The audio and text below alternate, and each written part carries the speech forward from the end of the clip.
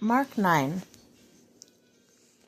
And he said to them, Truly I tell you, some who stand here will not taste death before they see that the kingdom of God has come with power.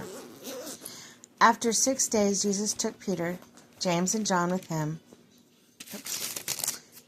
and led them up to the high mountain where they were all alone. There he was transformed before them.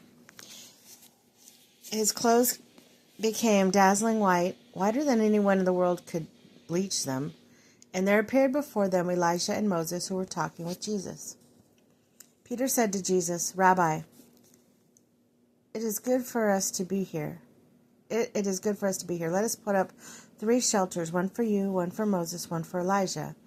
He did not know what to say because they were so frightened. Then a cloud appeared and covered them. A voice came from the cloud. This is my son whom I love. Listen to him. Suddenly, when they looked around, they no longer saw anyone with them except Jesus. As they were coming down the mountain, Jesus gave them orders not to tell anyone what they had seen until the Son of Man had risen from the dead. They kept the matter to themselves, discussing what rising from the dead meant. And they asked him, Why do the teachers of the law say that Elijah must come first? Jesus replied, To be sure, Elijah does come first and restores all things. Why then is it written that the Son of Man must suffer much and be rejected? But I tell you, Elijah has come. They have done to him everything they wished, just as it is written about him. Jesus heals a boy possessed with an impure spirit. Then they came to the other disciples. They saw a large crowd around them, and the teachers of the law arguing with them. As soon as all the people saw Jesus, they were overwhelmed with wonder and ran to greet him. What are you arguing with him about? He asked. The man in the crowd answered, Teacher, I brought you my son, who is possessed by a spirit that has robbed him of speech. Whenever it seizes him, it throws him to the ground. He foams at the mouth, gnashes his teeth, and becomes rigid. I asked your disciples to drive out the spirit, but they could not. You unbelieving generation, Jesus replied, how long shall I stay with you? How long shall I put up with you? Bring the boy to me. So they brought him. Then when the spirit saw Jesus, it immediately threw the boy into the convulsions. He fell to the ground and rolled around, foaming at the mouth. Jesus asked the boy's father, How long has he been like this? From childhood, he answered. It has often thrown him into the fire or water to kill him. But if you can do anything, take pity on us and help us. If you can, Jesus said, everything is possible for one who believes. Immediately the boy's father proclaimed, I do believe. Help me overcome my unbelief. Then Jesus saw the crowd was running into the scene and rebuked the impure spirit. You deaf and mute spirit, I command you, come out of him and never enter him again. The spirit shrieked, convulsed him violently, and came out. The boy looked so much like a corpse that they said, he's dead. But Jesus took him by the hand, lifted him to his feet, and he stood up. After Jesus had gone indoors, his disciples asked him privately, Why couldn't we drive it out? He replied, This kind can only come out by prayer.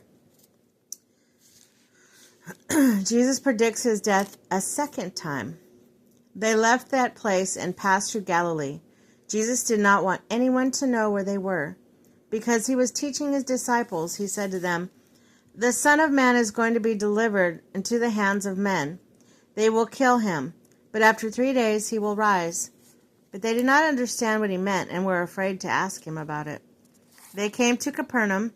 When he was in the house, he asked them, What were you arguing about on the road? But they kept quiet because on the way they had argued about who was the greatest. Sitting down, Jesus called the 12 and said, Anyone who wants to be first must be the very last and the servant of all. He took the little child whom he had placed among them. Taking the child in his arms, he said to them, Whoever welcomes one of these little children in my name welcomes me. Whoever welcomes me does not welcome me, but welcomes the one who sent me. Whoever is not against us is for us. Teacher, John said, we saw someone driving out demons in your name, and we told him to stop because he was not one of us. Do not stop him, Jesus said, for no one who does a miracle in my name can in the next moment say anything bad about me. For whoever is not against us is for us. Truly I tell you, anyone who gives you a cup of water in my name, because you belong to the Messiah, will certainly not lose their reward. Causing to stumble. If anyone causes one of these little ones, those who believe in me, to stumble, it would be better for them if a large millstone were hung around their neck and they were thrown into the sea. If your hand causes you to stumble, cut it off. It is better for you to enter life maimed than with 2 hands to go into hell, where the fire never goes out. And if your foot causes you to stumble, cut it off. It is better for you to enter life crippled than to have 2 feet to be thrown into hell. And if your eye causes you to stumble, pluck it out. It is better for you to enter the kingdom of God with 1 eye than to have 2 eyes and be thrown into hell, to where the worm that eat them do not die, and the fire is not quenched. Everyone will be salted with fire. Salt is good, but if it loses its saltiness, how can you make it salty again? Have salt among yourselves, and be at peace with each other.